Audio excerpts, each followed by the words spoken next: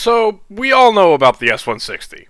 Most of us know about the S100, and I never shut up about the S118. Beyond these three, there is another larger sibling, though, the S200.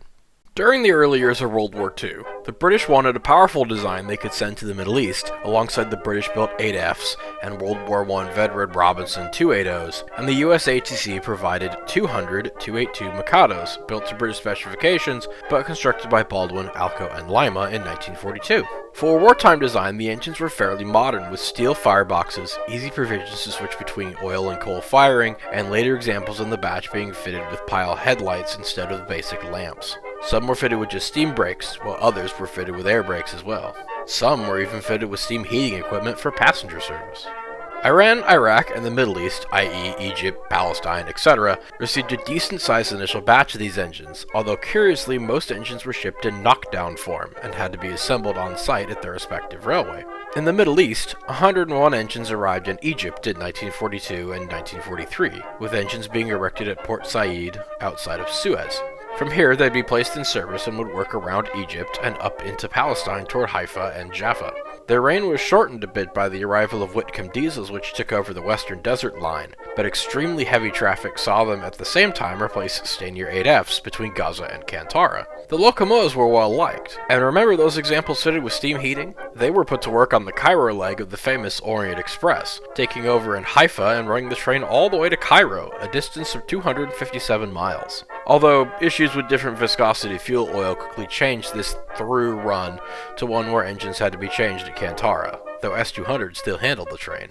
And they say freight engines can't pull passenger trains. Another funny story regarding this batch, several of the Lima-built engines were found to have their reversing gear installed backward. This was only discovered after a military engineer had gone to take a locomotive off a servicing track, and instead of pulling away forward, the locomotive had instead gone backward and slammed into another S200. The fix is also utterly hilarious, as all locomotives with the issue were taken to a drop pit, the driving axle removed, flipped, and returned into place. Forward thinking.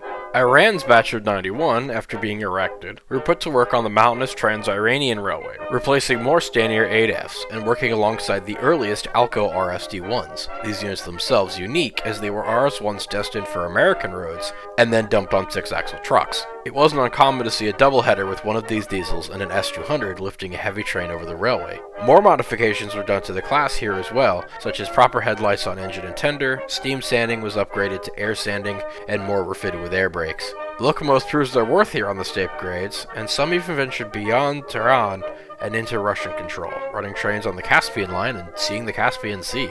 While the locomotives had originally only been intended for the Middle East, after the Allies invaded Italy, more motive power was needed, and 31 S200s arrived from Iraq and Egypt to assist in the Allied march through Italy in 1944, working heavy freight trains. As a result of this, by the end of the war, they were all worn out. This turned out to be an issue when the works they were based at the town of Foligno couldn't handle the heavy repairs, and the engines would have to be shipped to Naples. Italy was rebuilding the rail lines, and they were under heavy use. Along with semi-frequent power cuts to the overhead wires, it wasn't uncommon for trains to be split in half, and one of the S200s left in a cold siding somewhere nowhere near Naples, then probably forgotten about. Some engines did eventually go through the works, but most were put in storage when the Italian system received S160s, although under the UNRRA, several S200s were given to the Italian railways. None lasted in service beyond 1956. Turkey was supposed to get 40 S200s, however they only received 29. These engines proved to be some of the longest lasting of the S200 fleet, running long after the war ended. All were fitted with steam heating and worked freight and passenger trains along with a plethora of Allied and Axis-built locomotives. Only minor issues like loose driving wheel tires and fractured firebox side sheets set these engines aside, as like in Iran, they proved their work on the steeply guarded main lines. At the end of the war, almost all USATC or War Department machines were offered to assist in rebuilding railways, or as terms of aid through the UNRRA. Turkey, having already liked the 29 they had received, got 20 more in 1946, and these engines would continue to run through the 1970s, with 2 surviving to this day on static display. Iran kept 70 of theirs, although all in all, a batch of 20 would end up in China, being classified as the JF-10. By 1961, Iran's 70 had dropped down to just 15 serviceable.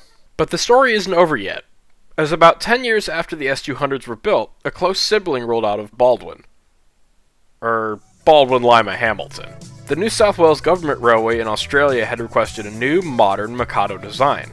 Baldwin Lima Hamilton delivered, whipping up what was basically a less wartime-restricted version of the S200. Classed as the D59, these 20 late steam designs would continue the S200 legacy, the last being retired in 1972. The S200 isn't really a unique design. It's a Mikado. Strictly speaking, it's really just a USRA Mikado adapted for wartime use. But unique doesn't always mean boring, and if a reliable service life, and the fact a class of locomotives 10 years later were based on these isn't interesting, well, thank you for watching. I kinda threw this one together to get some space to work on the next big project. Plus I really like the S200s, they're a niche. Every other USATC design had way more than 200 engines, but none of them got to pull express trains like these did. Hope you enjoyed. This definitely will not be the last wartime design I cover.